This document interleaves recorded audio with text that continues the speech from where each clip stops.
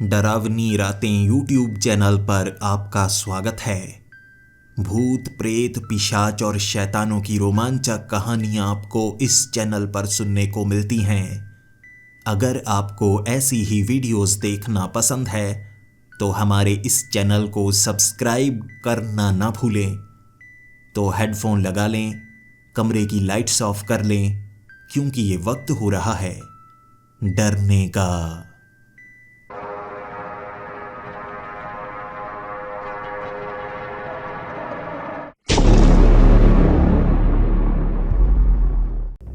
Hello दोस्तों, मेरा नाम मोहित है और पेशे से मैं एक टैक्सी ड्राइवर हूं।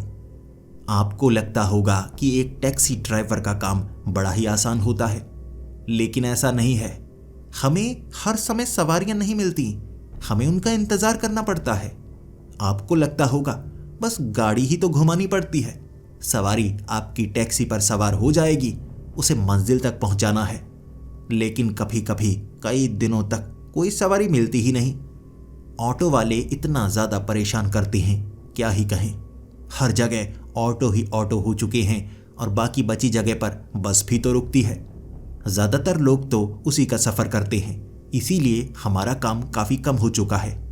लेकिन कभी कभी हमें ऐसा लगने लगता है कि इस काम को छोड़ ही देना चाहिए। फिर अच्छे दिन भी आते हैं, त्योहारों के दिन, जब लोग अपने घरों से बाहर निकलते हैं और जेब में कुछ रुपए लेकर भी निकलते हैं कि टैक्सी में ही जाएंगे, ऑटो या बस में नहीं जाएंगे, तब बड़ा अच्छा लगता है। लेकिन कभी कभी दिन ऐसे होते हैं कि पूरा दिन सवारी मिलती ही नहीं, तब लगता है हम अपना खर्च कैसे निकाल पाएंगे। कभी कभी काम छोड़ने के बारे में भी सोचता हूँ। फिर मुझे एक ऐसी ट्रिक का पता लगा जो मेरे एक साथी ने बताई थी, जो कि दिल्ली में टैक्सी चलाता है। उसने कहा, भाई रात को टैक्सी चलाया कर। मैंने कहा, रात को तो लोग सोते हैं ना। उसने कहा, यही तो बात है ना, जो लोग सोते हैं वो तो घर में होते हैं, लेकिन रात को भी कुछ लोग बाहर निकलते हैं, उनको भी तो कहीं ना कहीं जाना होता है। ना तो बस रात को चलती है, ना ऑटो चलते हैं। अगर उन्हें कोई टैक्सी मिल जाए जो भाड़ा ज़्यादा मांग रही हो, तो उन्हें उस टैक्सी में बैठना ही पड़ेगा। उनकी मजबूरी का इस्तेमाल करना सीखो, लेकिन याद रखना, किसी को लूटना मत। हम हराम की कमाई नहीं खाएंगे। बस उसकी बातें मेरे दिमाग में घूमने लगी और रात को मैंने टैक्सी चलानी शुरू कर दी। शुरू में लगा मेरा दोस्त पागल है, लेकिन फिर उसकी बातें समझ में आनी शुरू हो गई। शहर में कई नाइट क्लब हैं और नाइट क्लब से रात को 1-2 बजे भी लड़के लड़कियां निकलते हैं और बाहर इंतजार करते हैं कोई टैक्सी मिल जाए। वहां तो अच्छी सवारियां मिल जाती हैं और कमाई भी ठीक ठाक हो जाती है। 1-2 घंटे में भी पूरे दिन की कमाई मैं कर पाता था। इसीलिए मुझे बहुत ज़्यादा अच्छा लगने लगा। बस रात को मैं उठा करता, टैक्सी लेकर निकलता। दिन में तो टैक्सी चलानी मैंने बंद ही कर दी। रात के वक्त टैक्सी लेकर घूमने लगता, कभी एक नाइट क्लब में तो कभी दूसरे नाइट क्लब में। कभी खाली सड़कों पर भी मैं टैक्सी चलाया करता था। जैसा मेरे दोस्त ने कहा था कि कई बार रास्ते पर कुछ अजनबी होते हैं जिन्हें ना तो ऑटो मिला होता है और ना ही उनके पास कोई गाड़ी होती है। वो इंतज़ार करते हैं कोई गाड़ी मिल जाए, कोई ऑटो मिल जाए, और वो कोई भी कीमत देने को तैयार होते हैं। बस उन्हें लूटना नहीं है, थोड़ी कीमत बढ़ा देनी है, क्योंकि खाली में टैक्सी भी तो चलानी पड़ती है। जब सवारी नहीं होती, घूमकर ढूंढना भी तो पड़ता है, कोई मददगार मिल जाए। इस तरह पिछले 4 महीने से मेरा काम ठीक ठाक चलने लगा था। किसी मुसीबत का सामना भी नहीं करना पड़ रहा था। मैंने अपने किसी और साथी को ये नहीं बताया कि मैं रात को टैक्सी चलाता हूँ। बस क्लब के आगे टैक्सी लगा लेना, उसके बाद इंतज़ार करना। जैसे ही कुछ लोग टैक्सी में बैठते हैं, हर किसी से भाड़ा वसूल सकता हूँ मैं। ऐसे काम करते करते मुझे अच्छा लगा करता था। लेकिन उस रात मेरे साथ जो घटना घटी थी, उसने मुझे बदल कर रख दिया था। नाइट क्लब के बाहर मैंने टैक्सी लगाई हुई थी। मुझे नहीं पता था उस दिन नाइट क्लब बंद है। लाइट तो चल नहीं रही थी। मुझे लगा बाहर वाली लाइट खराब हो गई होगी। 1 बजे का वक्त था। उसके बाद मैं इंतज़ार करता रहा कि ये नाइट क्लब 1-1:30 बजे बंद होता है। तब लड़के लड़कियां बाहर की तरफ आ रहे होते हैं। कुछ ने शराब भी पी होती है। वो टैक्सी में आकर बैठ जाते हैं। उनसे बात करने की कोई ज़रूरत नहीं पड़ती, वो खुद ही रुपए हाथ में थमा देते हैं, ज़्यादा टिप भी देते हैं। लेकिन इस बार तो कोई भी उस क्लब से बाहर निकल ही नहीं रहा था, ना तो सिक्योरिटी गार्ड नजर आ रहा था। मुझे लगा भाई इस बार मैंने गलती कर दी, पहले मुझे पता करना चाहिए था, नाइट क्लब आज चल भी रहा है। फिर मैं मायूस हो गया, मुझे टैक्सी लेकर किसी और जगह जाना होगा, आज की रात तो खराब ही हो गई। दूसरे नाइट क्लब की तरफ चलता हूँ। मैं अपनी गाड़ी स्टार्ट करने ही वाला था, तभी नाइट क्लब के पास से शॉर्ट स्कर्ट पहने एक लड़की आगे की तरफ बढ़ती हुई नजर आई। वो नाइट क्लब से नहीं निकली थी, शायद पीछे वाली गली से निकली थी। हो सकता है कोई लड़की हो पास में रहने वाली। बस कुछ समय इंतजार करता हूँ, अगर वो लड़की टैक्सी की तरफ आई फिर समझ जाऊंगा उसे कहीं ना कहीं जाना है, चलो कुछ कमाई तो कर पाऊंगा ना। मैंने इंतजार किया और वो लड़की सच में मेरी गाड़ी को देखकर इस तरफ बढ़े आ रही थी, तो मैं भी टैक्सी के अंदर बैठ गया। टैक्सी स्टार्ट कर ली थी मैंने और वो लड़की पीछे आकर बैठ गई। मुझे खुशी हुई। फिर मैंने कहा, मेम साहब कहाँ जाना है? उस लड़की ने कहा, 1 मिनट रुको, मैं सबसे पहले तुम्हें रुपए दे देती हूँ। मैंने कहा, मेम साहब अभी रुपए देने की ज़रूरत नहीं है, आप बता दीजिए आपको कहाँ जाना है, मैं उस हिसाब से बता दूंगा कि कितने रुपए बनते हैं। उस लड़की ने कहा, 1 मिनट रुको तो सही, मैं पर्स में से रुपए निकाल लूँ। मुझे लगा चलो ठीक है, वो पहले रुपए देना चाहती होगी, शायद उसे पता होगा, हर बार जाती होगी, लेकिन मैं ज़्यादा जिद नहीं करूँगा, बेचारी मजबूर लगती है। अब ऐसे लड़की को इस जगह खाली छोड़ना सही नहीं रहेगा। जैसे ही उसने पर्स से एक लिफाफा निकाला, वो आगे की तरफ बढ़ा दिया। मैंने भी उस लिफाफे को पकड़ा और कहा, अरे मेम साहब इसमें रुपए हैं?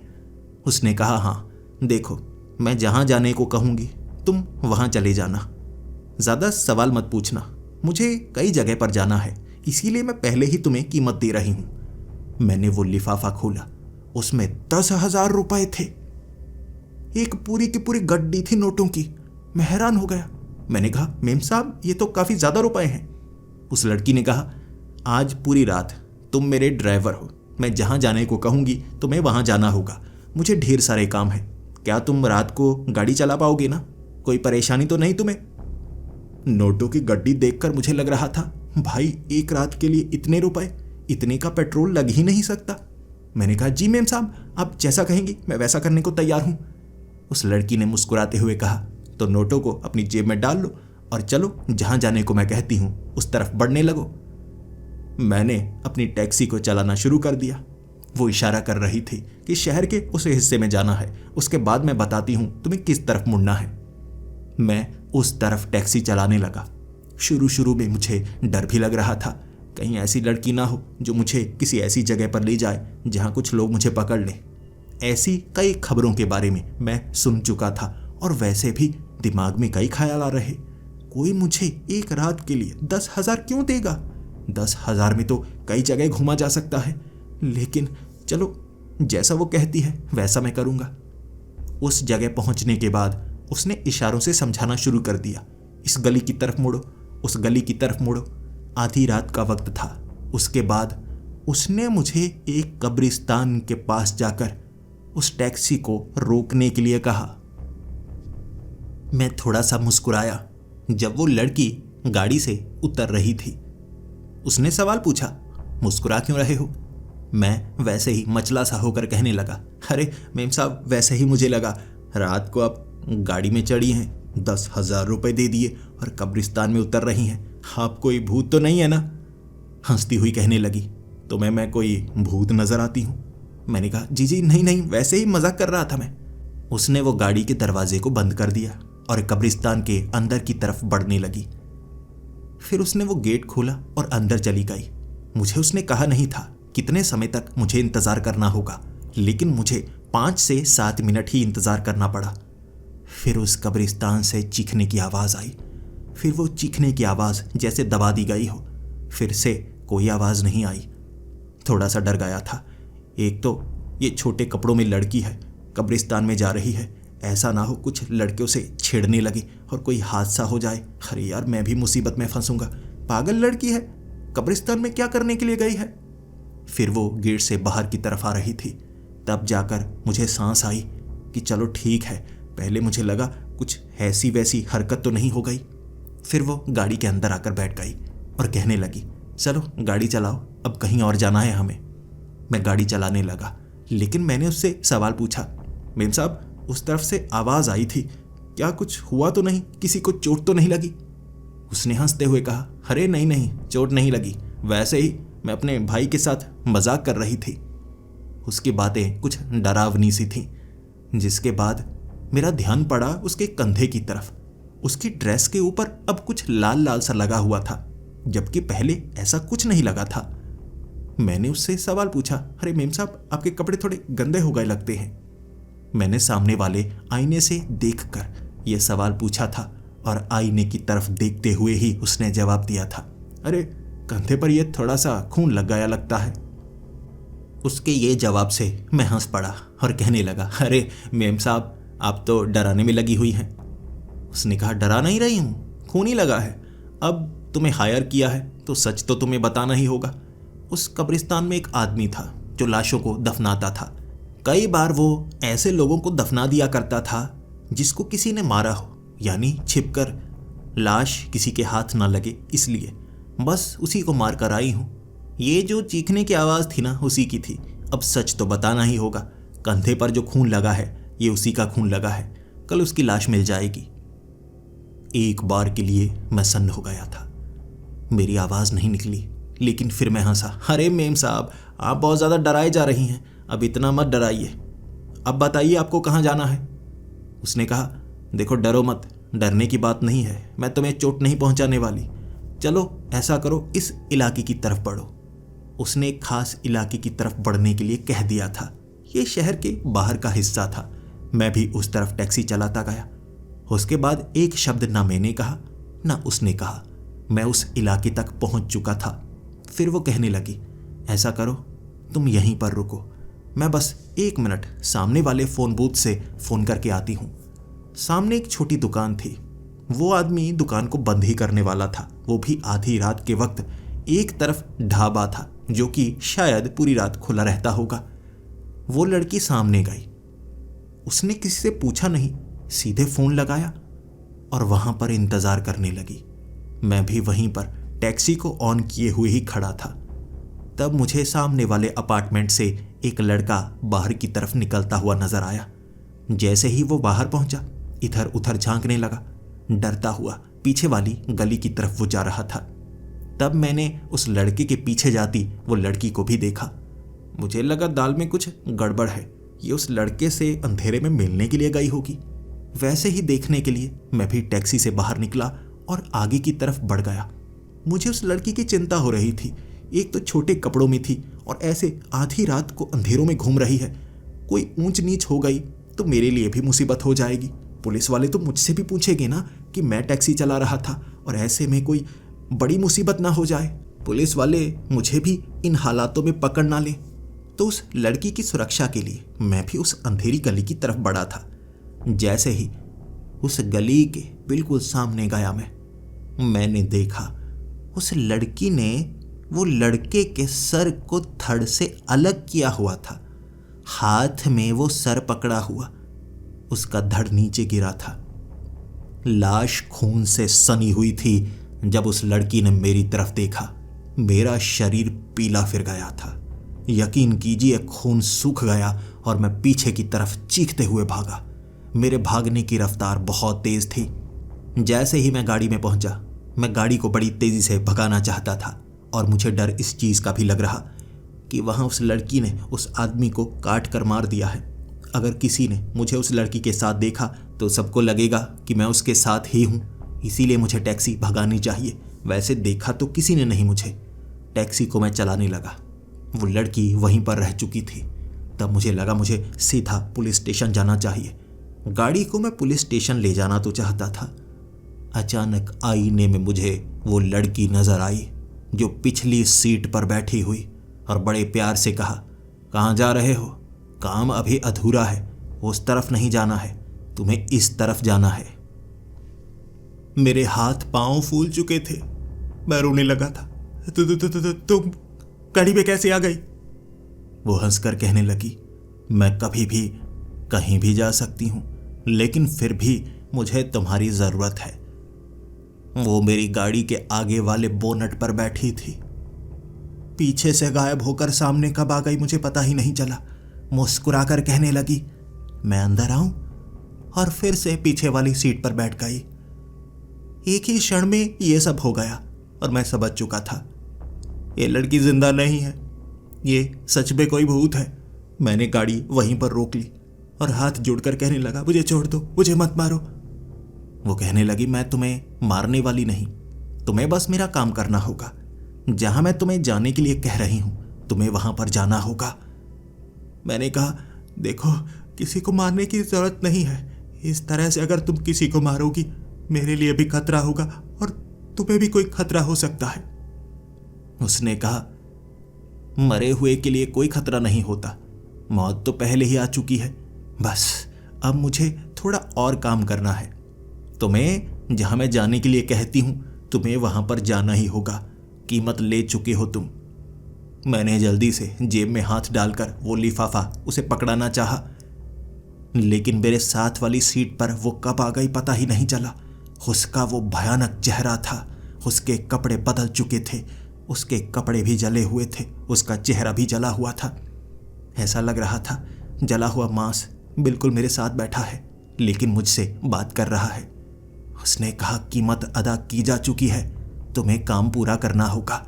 अगर तुमने काम से भागने की कोशिश की, मैं तुम्हें 1 ही मिनट में मार सकती हूं, बचने का कोई मौका नहीं दूंगी। काम पकड़ा है तो पूरा करना होगा। जहां मैं जाने के लिए कहती हूं, वहां पर तुम्हें जाना होगा। सवाल मत करना अब से, और कोई चालाकी दिखाने की कोशिश भी मत करना। मैं बिल्कुल तुम्हारे करीब हूं, तुम्हारे सिवा मुझे और कोई देख नहीं सकता, लेकिन समय आने पर मैं कर कुछ भी सकती हूं। मैंने गाड़ी चलानी शुरू कर दी। मैं रोता जा रहा था और उसने बड़े प्यार से कहा था, तुम रो क्यों रहे हो? रोना नहीं चाहिए। अरे तुम्हें किसकी चिंता है? तुम्हें कौन सी परेशानी है? मुझे बताओ अगर कोई परेशानी है। रोता रोता उससे कैसे कहता कि वो ही मेरी परेशानी है। डर लग रहा था मुझे उससे। मैंने अपनी आंखों से देखा था, उसने सर अलग किया हुआ था धड़ से, किसी को जान से मार डाला था। ये एक भयानक प्रेतनी थी, एक चुड़ैल थी जो ऐसे किसी को मार सकती है। तभी एक ट्रैफिक सिग्नल पर मैं रुका। सामने पुलिस की गाड़ी खड़ी थी। एक बार तो मुझे लगा मुझे वहां जाकर उनसे बात करनी चाहिए, लेकिन तभी मेरे दिमाग में ख्याल आया, अगर मैं ये कहूंगा कि मैं वहां पर था जब एक चुड़ैल ने एक आदमी का सर धड़ से अलग किया, तो वो क्या मुझ पर यकीन करेंगे? बल्कि उन्हें तो लाश मिलेगी, कोई सबूत नहीं मिलेगा। फिर वो मुझे पकड़ेंगे और वो मुझ पर इल्ज़ाम डाल देंगे। फिर मैं कहूँगा कब्रिस्तान में भी उसने कहा है किसी को मारा है, वहाँ भी लाश मिल गई तो भाई मैं फंसूंगा, क्योंकि मुर्दे के खिलाफ कोई केस नहीं बनता, जिंदा के खिलाफ बनता है। मुझे चुप रहना चाहिए, जैसे वो कहती है मुझे वैसा करना होगा। मैंने ठान लिया, जैसा वो कहेगी वैसा मैं करूँगा। बस बचने के मौके को ढूंढूंगा, जब मौका मिला मैं भाग निकलूंगा। इसलिए जहाँ उसने जाने के लिए कहा वहाँ मैं पहुँच चुका था। एक बड़ी बिल्डिंग थी। मुझे वहाँ गाड़ी लगाने के लिए उसने कह दिया। फिर कहने लगी, इंतज़ार करना होगा, रात बहुत लंबी है और जिसका मैं शिकार करना चाहती हूँ वो कुछ ही समय में इस बिल्डिंग से बाहर आने वाला है। हर समय का पूरा अंदाज़ा लगा चुकी हूँ मैं, लेकिन अब कुछ समय मुझे यहाँ इंतज़ार करना होगा। तुम्हें डर तो नहीं लग रहा ना? अगर तुम्हें डर लग रहा है तो मैं गायब हो जाती हूँ। बस ये कहकर वो टैक्सी से गायब हो गई। गाड़ी में मुझे नज़र नहीं आ रही थी, लेकिन मैं गाड़ी को बंद कर चुका था। मुझे डर लग रहा, मैं बचकर निकलना चाहता था। मुझे लगा अगर वो गायब हो चुकी है तो क्यों ना मैं यहाँ से निकलूँ, जल्दी से गाड़ी चलाऊँ और भाग निकलूँ। मैंने जैसे ही गाड़ी को स्टार्ट किया, पीछे से मेरे कान में आवाज़ आई, जाने की ज़रूरत नहीं है, मैं तुम्हारे पास ही हूँ। डर लग रहा है, लेकिन मौत डर से ज़्यादा बुरी होती है, इसीलिए चुप करके बैठे रहो। वहाँ पर गाड़ी लगाकर मैं देख रहा था उस बिल्डिंग की 13वीं मंजिल पर। जब लाइट जली तब पीछे से वो लड़की बोल पड़ी, ध्यान रखना वो 13वीं मंजिल पर। मैं अब वहीं पर जाने वाली हूं, किसी और को नजर नहीं आऊंगी, लेकिन तुम्हें नजर जरूर आऊंगी। ये कहकर वो गाड़ी से उतरी और आगे की तरफ बढ़ने लगी। कोई उसे देख नहीं पा रहा था। गाड़ियां उसके करीब से निकल रही। वहां रात के वक्त भी कई मोटरसाइकिल निकल रहे थे जो बिल्कुल उसके करीब से निकलते। मुझे लगता अब वो टकराने वाली है, लेकिन जैसे कोई उसे छू नहीं पा रहा था, कोई उसे देख नहीं पा रहा था। फिर वो उस बिल्डिंग के आगे वाले गेट के पास गई। वो गेट को एक छलांग में फांद गई थी। दीवार की दूसरी तरफ और आगे वाला वो सिक्योरिटी गार्ड देख तक नहीं पाया। फिर मैं वो 13वीं मंजिल पर देखता रहा। लाइट जल रही थी।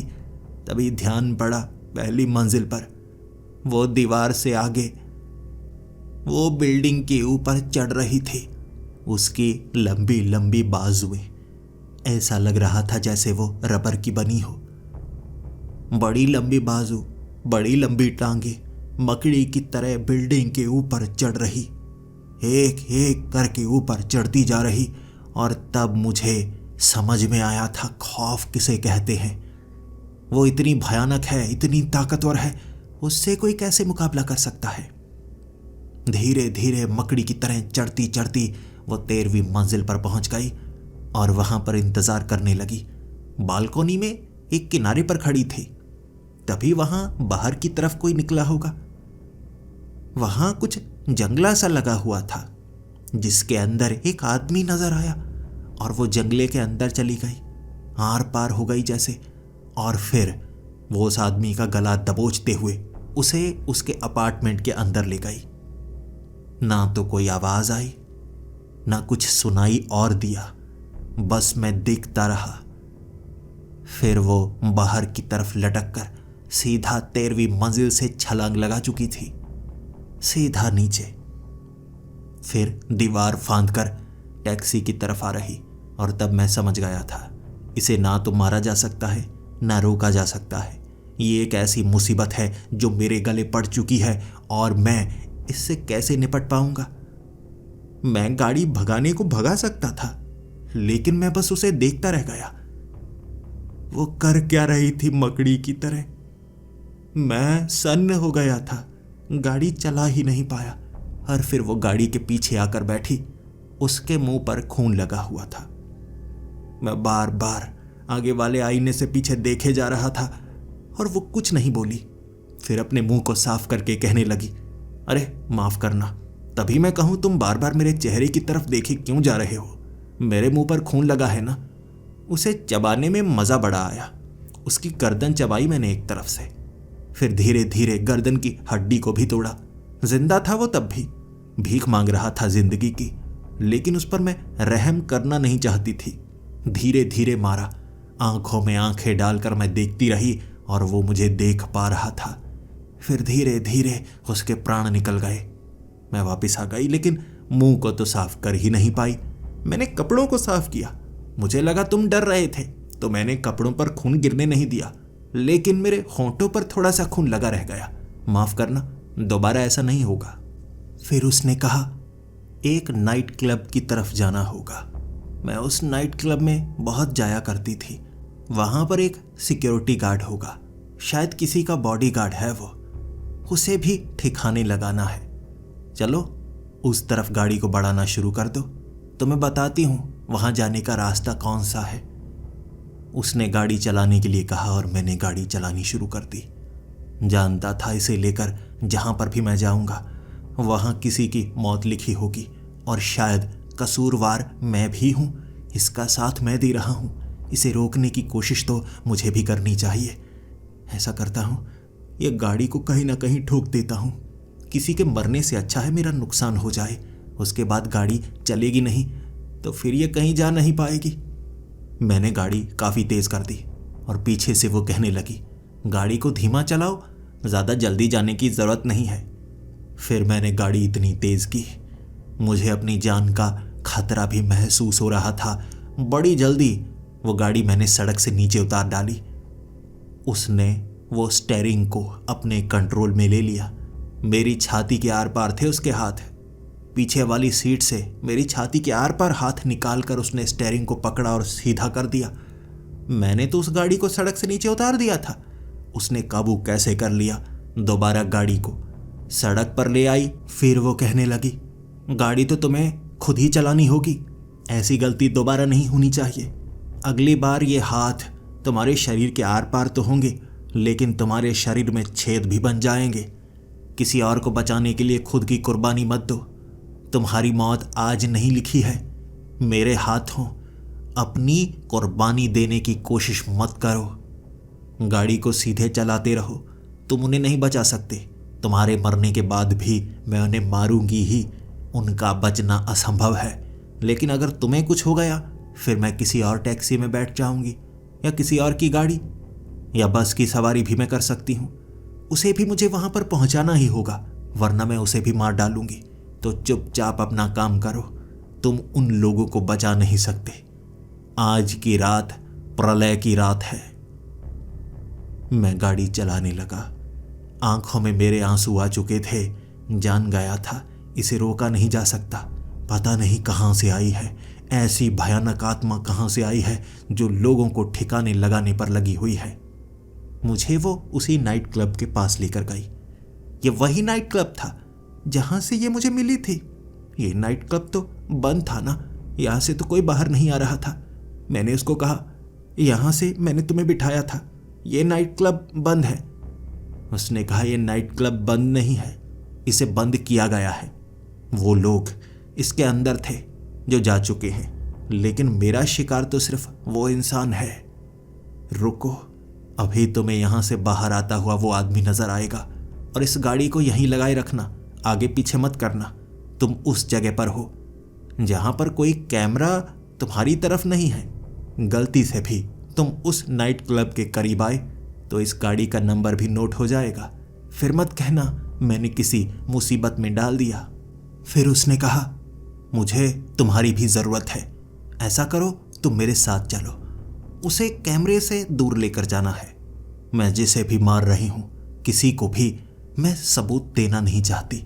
कोई सबूत मैं छोड़ना नहीं चाहती। तुम ऐसा करो, पीछे वाली गली से घूमकर वो आगे वाले गेट के पास खड़े हो जाओ। कोई कैमरा नहीं है वहां पर, और भागने की कोशिश मत करना, गलती मत करना। अगर वो मेरे हाथ से बचकर निकल गया तो मैं तुम्हें मार डालूंगी। उसने ऐसा डराया था मुझे कि मैं क्या करता। जैसा वो कह रही थी मुझे वैसा करना था। जिस भयानक तरीके से वो लोगों को मार रही थी, मैं वैसे मरना नहीं चाहता था। घूम कर गया, आगे से रास्ता था, एक टूटा हुआ गेट था जिसके आगे मैं खड़ा हो गया, इंतजार करने लगा। मुझे वो आगे वाले नाइट क्लब के अंदर से निकलकर बाहर की तरफ आता हुआ एक सिक्योरिटी गार्ड नजर आया। शराब की बोतल उसके हाथ में थी। ऐसे लग रहा था जैसे शराब बहुत ज्यादा पी हो उसने। लड़खड़ाते हुए कदम, बार बार गिरने की कगार पर पहुंच जाता, लेकिन खुद को संभाल ही लेता। जैसे ही मेरे करीब था, वो गेट के पीछे से मुझे हल्की सी आवाज आई, इसे रुकने के लिए कहो, इसे रुकने के लिए कहो, बस यहीं पर पीछे की तरफ बुलाओ, और आगे ज्यादा मत बढ़ना, कैमरा बिल्कुल करीब ही है। जैसे ही वो मेरे पास था, मैंने उसे इशारा किया, इस तरफ, जरा तुम इस तरफ आओगे, मुझे तुमसे काम है। वो रुका नहीं, आगे बढ़ने लगा और कहने लगा, तुम्हें मुझसे क्या काम है। फिर उस लड़की ने मेरे कान में कहा, इससे कहो एक लड़की है जो तुम्हारे साथ काम करना चाहती है इस नाइट क्लब में, वो कोई भी कीमत अदा करने को तैयार है। जैसा उसने कहा, मैंने उस आदमी को वैसा ही कहा। फिर वो रुक गया, हंसता हुआ कहने लगा, वाह, लेकिन तुम्हें पहले तो कभी नहीं देखा। क्या तुम भी बॉस के साथ काम कर रहे हो? जैसे ही वो मेरे करीब आया, मेरे सर के पीछे से निकलती हुई लंबी लंबी बाजुएं मुझे नजर आई थीं, और उसने अपनी उंगलियां उस आदमी की आंखों में घोंप डाली थी। इतनी जोर से उंगलियां आंखों में मारी कि उसकी आंख की पुतलियां अंदर की तरफ धंस गई, और उसने फिर खींचकर उसे एक तरफ नीचे गिरा दिया। मेरी आंखों के सामने जो दृश्य चल रहा था, मैं देख नहीं पा रहा था। आंखें बाहर निकाली उसने, कानों को खींचा और सर से अलग कर दिया। वो चीखना चाहता था, लेकिन उस लड़की ने अपने एक हाथ को पतला करके उसके मुंह में घोंपा हुआ था। वो बोल नहीं पा रहा था, चीख नहीं पा रहा था, तड़प रहा था। छाती के मांस को अपने नाखूनों से उसने ऐसे फाड़कर उधेड़ा कि वो दर्द से कराहता कराहता 2 मिनट के अंदर मर गया था। ऐसा भयानक दर्द हुआ होगा उसको, ऐसा भयानक, उसकी चमड़ी उतार डाली थी उसने। फिर मुझे कहने लगी, चलो अब इस तरफ से निकलो जहां से तुम आए हो, घूमकर आगे गाड़ी में बैठो और फिर निकलो यहां से, हमारे पास ज़्यादा समय नहीं है। मैं भागने लगा, मैं बड़ी तेज़ी से भागा सीधा गाड़ी की ओर, गाड़ी चलाने लगा। वो पीछे रह चुकी थी। उसने हाथ हिलाया, मुझे बाय किया और तब मुझे लगा मैं बच गया, मैं बच गया। जल्दी से गाड़ी वहां से निकाल रहा था, तभी पीछे मेरे कान में आवाज़ आई, अरे मैं तो मजाक कर रही थी, मजाक भी नहीं कर सकती। फिर से मेरी सांस रुक गई। हे भगवान, ये कैसी मुसीबत है। मैंने 2 बार अपनी टैक्सी में उल्टियां की थी। जब मुझे वो दृश्य याद आता, कैसे उसकी चमड़ी उधेड़ी थी उसने, कैसे उसे मारा था, मेरी सांस रुकने को आ जाती, शरीर ठंडा फिर चुका था। लेकिन वो बातें ऐसे कर रही थी जैसे बहुत ही मासूम हो। कहने लगती, अरे तुम्हें गाने सुनना पसंद है, कोई गाना तो लगाओ, कोई अच्छा सा नया सा गाना, मुझे गाने सुनने बड़े पसंद है। देखो वैसे मैं गाने कम ही सुनती हूँ, कई लड़के परेशान करते रहते हैं। जब भी मैं किसी टैक्सी में बैठती हूँ कोई ना कोई साथ होता ही है। मुझे टैक्सी शेयर करनी पड़ती है ना, मेरे पास रुपए थे ही नहीं। अब तो चलो मैं कुछ भी कर सकती हूँ, पहले कुछ नहीं कर सकती थी। मासूमों की तरह बातें कर रही वो, लेकिन अंदर से भयानक थी। और फिर उसने कहा, अब तुम्हें शहर से बाहर जाना होगा, शहर से बाहर, पुलिस स्टेशन की ओर। किसी का कर्ज उतारने का समय आ चुका है। मैंने कहा, पुलिस स्टेशन क्यों? उसने कहा, पुलिस स्टेशन में भी किसी का कर्ज उतारना है। ज्यादा सवाल मत पूछो, उस तरफ बढ़ाना शुरू कर दो और कोई अच्छा रोमांटिक सा गाना लगाओ। मुझे रोमांटिक गाने बहुत ज्यादा पसंद हैं। मैंने गाड़ी चलानी शुरू कर दी। थर थर कांप रहा था। मुझे ऐसा लग रहा था जैसे आगे खाई हो और पीछे कुआं हो, बचने वाला नहीं। ये पुलिस स्टेशन में घुसकर पुलिस वालों को तो नहीं मारने वाली ना? मेरी गाड़ी में घूम रही है, मैं तो बुरा फंसूंगा, इधर भी मरूंगा उधर भी मरूंगा, क्या करूं? जैसा ये कहती है मुझे वैसा करना होगा। मैंने तो किसी पर हाथ नहीं उठाया है ना, मैं तो टैक्सी चला रहा हूं, कह दूंगा मुझे अगवा किया गया था। टैक्सी मैं पुलिस स्टेशन के पास लेकर गया था, लेकिन उसने पहले ही रुकने के लिए कह दिया। फिर कहने लगी, अभी राउंड पर निकलेगी एक गाड़ी, तुम्हें उस गाड़ी का पीछा करना है। इंस्पेक्टर उस गाड़ी में होगा, धीमे धीमे उस गाड़ी का पीछा करते रहना, डरना मत। ज्यादा करीब ही पहुंच गए तो उन्हें हमारी गाड़ी नजर नहीं आएगी। जब तक मैं इस गाड़ी पर सवार हूं कोई हमें देख नहीं सकता। यह टैक्सी के अंदर ही रहना अगर तुम्हें सुरक्षित रहना है तो। बस फिर क्या था, मैं उस पुलिस वाले की गाड़ी का पीछा करने लगा। मुझे नहीं पता था वो गाड़ी कहाँ जाने वाली है और ये कहाँ उसे मारेगी, लेकिन इतना पता था ये उसे छोड़ने वाली नहीं। इंस्पेक्टर है उस गाड़ी में, ये चुन चुन के लोगों को मार रही थी, चुन चुन के। आज सच में प्रलय की रात थी। मैं पुलिस वाले की उस गाड़ी का पीछा करता रहा। जैसे ही शहर से बाहर वो गाड़ी पहुंच चुकी थी, वहां उसने पहले ही कह दिया, यह गाड़ी रुकने वाली है, तुम भी इतनी दूरी पर अपनी गाड़ी को रोक सकते हो। चलकर तो मैं इतना जा ही सकती हूं, बस ज्यादा दूर मत जाना। मुझे इस गाड़ी पर दोबारा आकर बैठना है। भागने की कोशिश भी मत करना, बेवजह मेरा समय बर्बाद मत करना। और मैं नहीं चाहती किसी फालतू इंसान को मारूं जिससे मैं बदला लेना नहीं चाहती। ये कहकर उसने मेरी गाड़ी को रुकने के लिए कह दिया था। फिर चलकर वो उस गाड़ी के करीब पहुंची। पुलिस वाले की वो गाड़ी एक पेड़ के नीचे रुकी हुई थी। वो पुलिस वाला जैसे ही वो पीपल के पेड़ के पास कुछ रखने वाला था, उसने उसे दबोच लिया। वो पुलिस वाला इतना ज्यादा डरा हुआ था कि पीछे की तरफ भागना शुरू हो गया, जैसे उसकी चंगुल से वो बचना चाहता था। मेरी गाड़ी की तरफ भाग रहा था। भागता भागता बिल्कुल करीब आया और तब उस चुड़ैल ने उस पुलिस वाले को पकड़ लिया, जमीन पर लिटा दिया था। वो पुलिस वाला मुझे देख पा रहा था। वो मुझसे मदद की गुहार लगा रहा था, लेकिन मैं उसकी मदद कैसे कर सकता था? मैं बहुत ज़्यादा डर चुका था। जैसे ही मैं गाड़ी से उतरने वाला था, उस लड़की ने कहा, बाहर मत आओ, इस पर तरस खाने की कोई ज़रूरत नहीं है। ये मेरा शिकार है, मैं ऐसे जिंदा नहीं छोड़ने वाली। और इसे बचाने की कोशिश करने वाले को भी मैं मार डालूंगी। देखो अब इसके साथ मैं क्या करती हूं। उसके मारने का तरीका वही था। सबसे पहले आंखों को बाहर निकालना, कानों को सर से अलग कर देना, माथे की चमड़ी को नाखूनों से उधेड़ देना, फिर गर्दन के अंदर से हड्डी को तोड़ना, उसके बाद छाती के मांस को उधेड़ कर निकालना। कपड़े फाड़ डाले थे उसने। धीरे धीरे पेट की अंतड़ियों को बाहर निकालकर उसने एक तरफ फेंकना शुरू कर दिया। वो पुलिस वाला अब तक मरा नहीं था।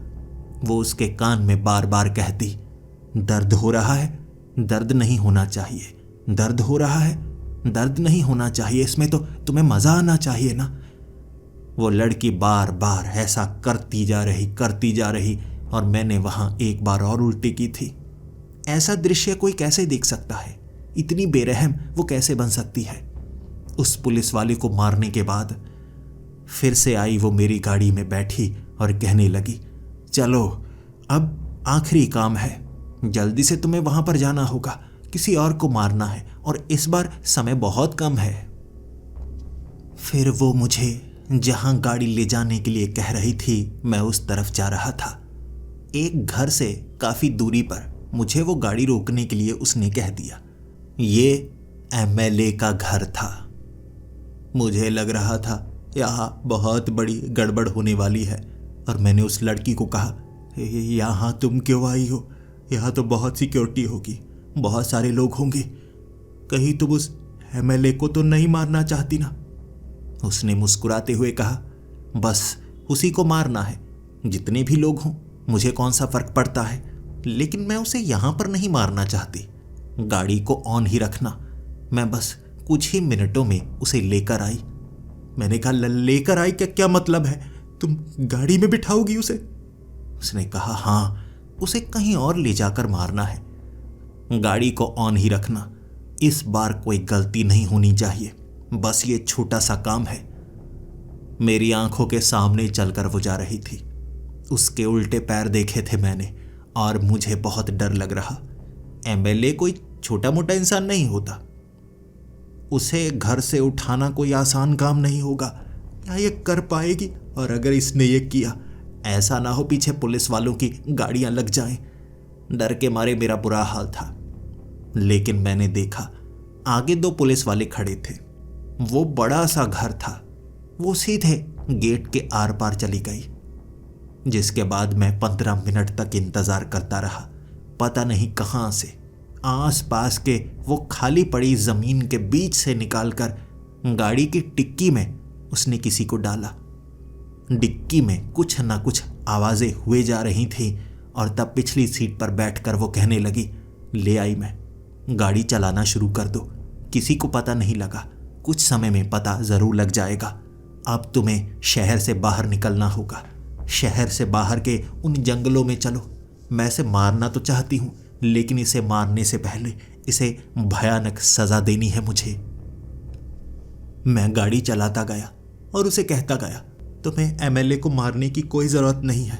देखो, ये बहुत अच्छा इंसान है, इसने हमारे शहर की भलाई के लिए बहुत बड़े बड़े काम किए हैं। वो कहने लगी, तुम मासूम हो, तुम्हें कुछ नहीं पता। तुम्हें लग रहा होगा मैं बस बड़े बड़े लोगों को मार रही हूँ, प्रलय का दिन है। लेकिन ये प्रलय का दिन क्यों आया, इन्हें मारने की ज़रूरत क्यों पड़ी, ये मैं तुम्हें बताना नहीं चाहती, लेकिन शायद तुम्हें समय के साथ पता चल जाए। लेकिन इसका बचना असंभव है, इसकी मौत तय है। जंगल की तरफ गाड़ी ले जा रहा था और उसने सड़क के एक किनारे गाड़ी रोकने के लिए कह दिया। फिर वो कहने लगी, तुम्हें मेरे साथ आना होगा, मुझे अच्छा लगेगा अगर तुम इसे मरते हुए देखो। डिक्की से बाहर घसीट कर निकाला था उसने।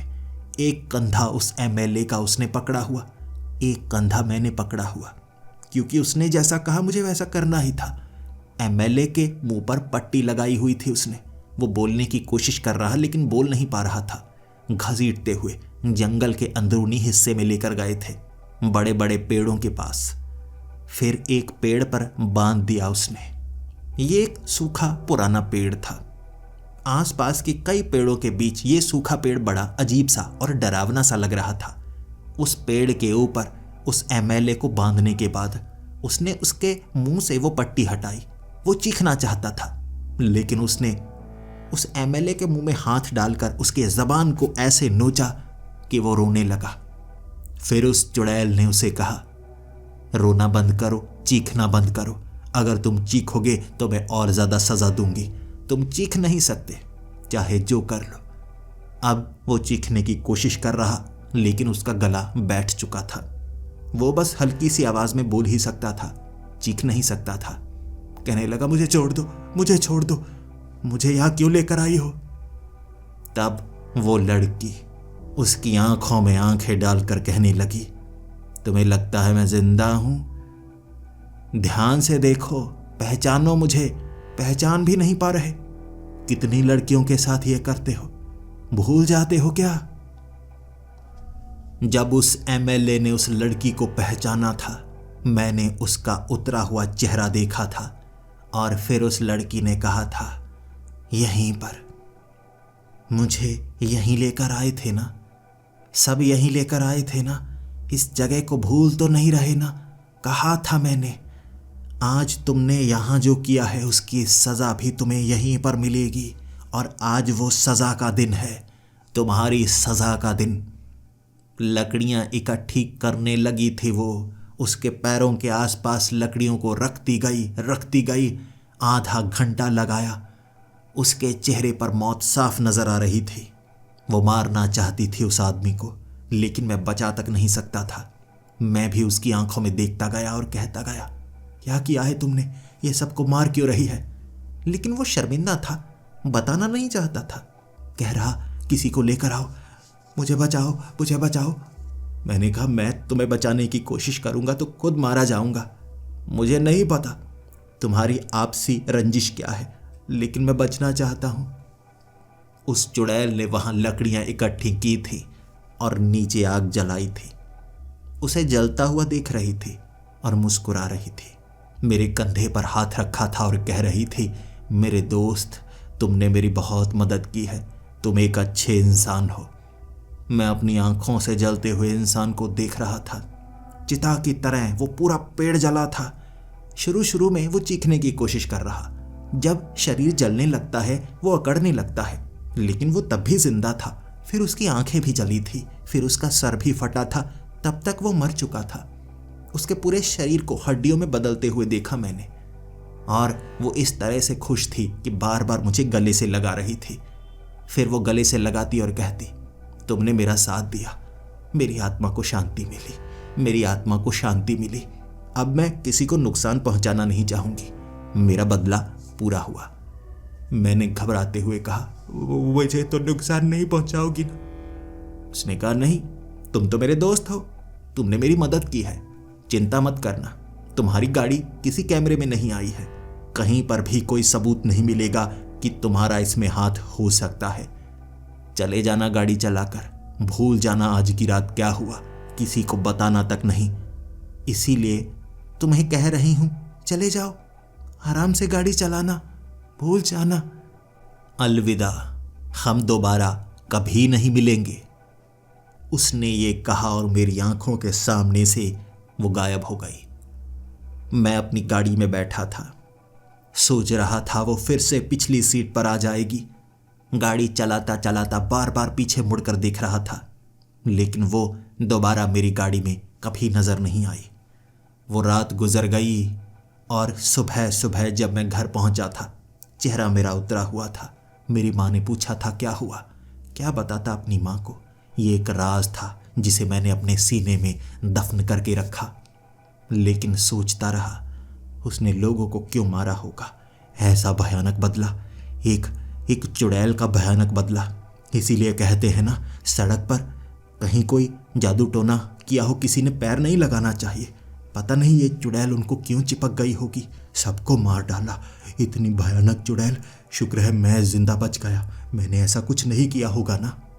लेकिन एक उत्सुकता थी, जानने की कोशिश कर रहा था मैं, आखिर कौन थे वो, एक चुड़ैल उन्हीं को क्यों मारा। टीवी लगाया था मैंने और टीवी पर यही न्यूज़ चल रही थी, कई लोग मारे गए थे और वो भयानक रात कई लाशें मिली। और पुलिस वालों का मानना था ये एक सीरियल किलर का काम है। शहर में दहशत बढ़ चुकी है। न्यूज़ चैनल पूरा दिन वो खबर दिखाते गए, लेकिन एक खबर के साथ उसे जोड़ा जा रहा था। ये सभी सस्पेक्ट थे, एक लड़की के कत्ल के सस्पेक्ट। एक लड़की का रेप हुआ था, उसको मारा गया था। उसकी मां ने इल्जाम लगाए थे इन लोगों के ऊपर, लेकिन कभी भी वो कत्ल साबित नहीं हो पाया क्योंकि लाश कभी मिल नहीं पाई थी। इस तरह शायद मुझे पता लग गया था वो क्यों उन्हें मारना चाहती थी। उस कब्रिस्तान का वो आदमी जिसने उस पेड़ के नीचे जहां उस एमएलए को जलाया गया वहां उस लड़की को दफनाया होगा। वो सिक्योरिटी गार्ड, वो नाइट क्लब का जहां से उस लड़की को शायद उठाया गया होगा, वो बड़े बड़े लोग, वो पुलिस वाले, हो सकता है इसमें मिले हुए हों। उसने हर किसी को मारा था। तार जुड़ती हुई साफ नजर आ रही थी। और 7 दिन बाद उस लड़की की मां से मिलने के लिए मैं गया था।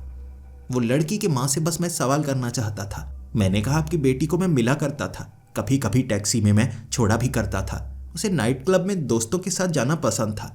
इसकी मां ने कहा हाँ, नई नई जवान हुई थी, मैं मना किया करती थी, दोस्तों के साथ रात के वक्त नहीं जाना चाहिए, कभी कभी अकेले चले जाया करती थी, कहती थी मुझे डर नहीं लगता। एक दिन वापस आई ही नहीं, लेकिन उससे पहले वो कह रही थी कुछ लोग उसका पीछा कर रहे हैं। एमएलए बार बार उसे मैसेज करता है। कई और लोग भी हैं जो कहते हैं तुम्हें बस एक रात के लिए उस एमएलए के पास जाना होगा। उस लड़की की मां ने मुझे वो सच बताया था जो बहुत जरूरी था। कुछ दिनों बाद वही पेड़ जहां पर एमएलए की लाश मिली थी, उसके नीचे से एक और लाश मिली, उस लड़की की लाश।